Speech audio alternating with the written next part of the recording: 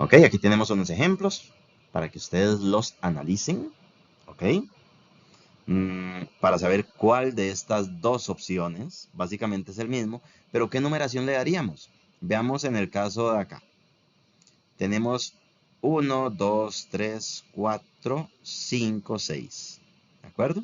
Entonces tendríamos 5-etil, 3,4,6 trimetilheptano. Y en esta posición tendríamos 1, 2, 3, 4, 5. ¿Ok? Vean que la numeración del caso de la derecha va a ser menor que la numeración del caso de la izquierda. Hay un tip que de hecho me lo enseñó un estudiante que me dijo, profe, a mí en la U, en el colegio me enseñaron que cuando tengo estos detalles de así, de yo no saber en qué orden numerarlo, hago la sumatoria de dónde están los, digamos, de las posiciones de dónde están los sustituyentes y la que dé el menor número, esa es. Entonces, bien, acá tenemos 5, bueno, 6 y 4, 10, 18. Aquí tendríamos 14. Entonces, por eso estaríamos hablando de que la ganadora en este caso va a ser esta. ¿Ok? Entonces, sigamos. Bueno, ahí para que vean cómo se dio la numeración. ¿Ok? Seguimos con lo que es la nomenclatura. Si hay dos o más sustituyentes diferentes, aquí tenemos un etil y un metil, enlístenlos en orden alfabético. La numeración es indiferente. La numeración va a ser de donde se ubique el que tenga para darle la menor numeración posible. Pero cuando los nombremos, vean en este caso, digamos, hay que nombrarlos en orden alfabético. Entonces primero va a ir el etil y luego el metil. Por eso 3-etil, 5-metil, heptano. Veanlo, 3-etil, aquí está el etil, el grupo, el sustituyente, con la terminación il. Vean, entre letra y número va un guión, como les dije antes. Guión 5, 5 guión metil. Y seguido el nombre de la cadena principal, que en este caso estamos hablando de una cadena de 7 carbonos. ¿Ok?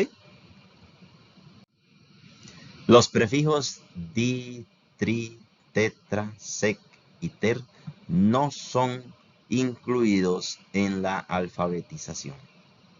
Los prefijos iso, neo casi no lo vamos a usar, pero iso y ciclo sí, y ellos sí son incluidos en la alfabetización. ¿Ok? Yo sé que esto vamos a ir viendo ejemplos y demás y práctica que se les va a dar, pero tómenlo muy en cuenta. ¿Ok? Entonces vean acá la estructura. Tenemos en la posición 2 que hay dos metiles. Cuando tenemos doble sustituyente en una misma posición, tenemos que ubicar esa posición de esos dos sustituyentes, aunque se repita el 2,2, vean lo que les digo acá. Y tenemos que utilizar un prefijo de la cantidad de sustituyentes iguales que hay. En este caso, como hay dos, entonces usamos el di. Pero sería 2-dimetil. Pero ya vamos a ver. Y en la posición 4 el etil. Entonces lo nombramos primero en orden alfabético. Primero identificamos la cadena más larga, ya sabemos que es esta de 6 carbonos. Le damos la numeración buscando que los sustituyentes tengan la menor numeración posible. Por eso es que no comenzamos de derecha a izquierda, sino que en este caso de izquierda a derecha. Ya tenemos identificados que hay un etil y que en la posición 2 hay dos metiles o dos metiles. Entonces 4-etil- y como tenemos dos metiles en la posición 2, entonces 2,2 porque hay dos metiles, guión di porque hay dos metiles, y ahora sí, metil, y luego hexano porque es la cadena principal, y la terminación ano porque estamos hablando de alcanos, ¿verdad? Ok, cicloalcanos, esta sería la fórmula general de los cicloalcanos. Por lo general van a haber anillos de 5 o 6 miembros, son los más comunes. Y la nomenclatura es básicamente las reglas que utilizamos anteriormente, pero se le van a hacer ciertas modificaciones. Ok, el nombre, para ustedes identificar un cicloalcano, básicamente son anillos de carbono donde no hay dobles enlaces. Ahorita vemos un ejemplo. Y lo único diferencia es que al final le vamos a dar el nombre de ciclo, ¿de acuerdo? Siempre va a tener la terminación ano, pero vamos a darle el nombre de ciclo. Por ejemplo, un ciclo hexano, un ciclo propano. ¿Ok? Si solo hay un sustituyente, no es necesario darle un número, porque usted lo ubicaría, como es un ciclo, usted lo ubicaría donde usted considere. Pero si hay dos o más, ahí sí es importante. Y inicie buscando la menor numeración de los sustituyentes según su orden alfabético. Ejemplos. Ejemplos. Aquí tenemos ejemplitos. Entonces, tenemos al isopropil. Esta parte, esta pata de gallo, digamos, o medio pata de gallo, es un isopropil. Y como solo hay un isopropil, entonces no le damos ubicación. Entonces sería isopropil ciclopentano. Puede ser seguido, no es necesario el guión acá, porque no hay número. En este caso tenemos un terbutil, que esa sí es la pata de gallo, y tenemos un metil. Entonces tenemos que primero enumerar esos sustituyentes en la menor numeración posible y luego irlos nombrando en orden alfabético. Recordemos que el ter no funciona para lo que es orden alfabético. Entonces por eso se omite acá y comenzamos con la B del butil. Entonces 1, aquí le dimos la ubicación 1 al que vamos a nombrar primero. 1, 2, 3, 4 o 1, 2, 3, 4, como quieras verlo. Es un ciclohexano porque tenemos un anillo de 6 carbonos. Entonces sería 1 terbutil 4 metil ciclohexano. Este guión acá no es tan necesario, no es necesario siempre. Si ustedes quieren lo ponen y si quieren no. Yo en lo personal no lo pongo. Y acá tenemos un isobutil que casi no se utiliza, pero para que ustedes lo observaran cómo era la forma de un isobutil. ¿Ok? Y un metil. Entonces recordemos que en este caso el iso sí pasa a ser parte de la alfabetización, pero igual no va a afectar en el orden con el metil. Y acá le damos la nomenclatura de 1 isobutil, 2 metil ciclohexano. Y en este caso tenemos un ciclopropano. Entonces, como están en la misma ubicación, nada más vamos a nombrarlos en orden alfabético y luego la palabra ciclopropano. Entonces, etil, metil, ciclopropano. Aquí si quieren no hacen falta los guiones porque no tenemos números.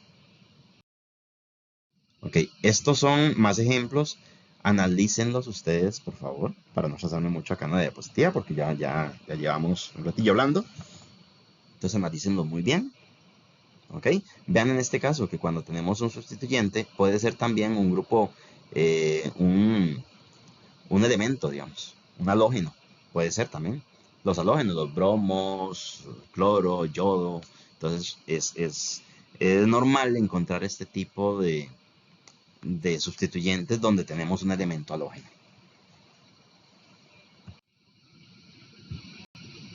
Ok, acá les tengo más ejemplos. Estos son ejemplos para que ustedes observen cuáles son las correctas numeraciones que se tienen que dar. Por favor, chicos, analícenlos. Y cualquier duda lo vemos en el laboratorio, pero analícenlos. Estos son otros ejemplos para que ustedes observen. Ok, tanto el ISO como se le daría el nombre IUPAC. Cualquiera de los dos nombres está correcto, pero se utiliza más que todo el isopropil ciclohexano, el isobutil ciclohexano o el secbutil ciclohexano. Acá otros ejemplillos de terbutil ciclohexano. Pero el neo casi no lo vamos a usar. Ok, más ejemplos. Analícenlos, por favor. Más ejemplos. Analícenlos, por favor. Y vamos a hablar un poquito así rápidamente para terminar la presentación de lo que son la isomería. Ya vimos qué es, digamos, la fórmula molecular, que básicamente lo que nos dice es la cantidad y tipo de átomos presentes en un compuesto. La estructural, que es como el dibujo o el plano, digamos, espacial de que tiene ese compuesto. Entonces acá tenemos, digamos, distintas fórmulas estructurales. Pero hay un detalle en química orgánica. Tenemos los isómeros. Los isómeros son estructuras que básicamente van a tener la misma fórmula molecular, pero van a tener distinta fórmula estructural.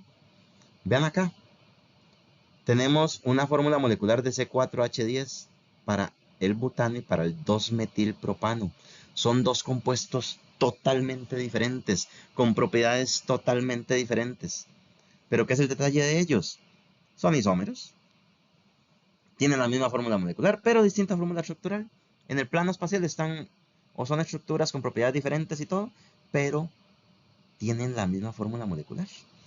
Esto es como decir que estamos viendo en cierto modo los isómeros pueden ser hasta una imagen especular. A eso se llaman enantiómeros, pero no nos vamos a meter mucho en esa parte. Pero para que ustedes sepan, es importante por lo menos tener bien claro la terminología de lo que es un isómero. Se le llama isómeros o isómeros estructurales. Aquí hay ejemplos, para que ustedes vean más ejemplos. Ok, tenemos compuestos acíclicos, son los llamados ramificados, no forman ciclos, no forman anillos, son básicamente lineales, compuestos lineales. Y acá tenemos compuestos cíclicos, que son los anillos, y el mínimo van a ser 3 carbonos, no podemos hacer un anillo de 2 carbonos, entonces para que sepan el mínimo va a ser de 3 carbonos. Siempre se le va la palabra ciclo antes de la cantidad de carbonos, ¿verdad? También hay ejemplos heterocíclicos. Y con esto terminamos la presentación. Los compuestos heterocíclicos van a ser compuestos que son cíclicos, pero que a su vez no tanto porque contienen algún elemento que va a estar interrumpiendo a ese anillo y no va a poder cerrarlo para formar un ciclo.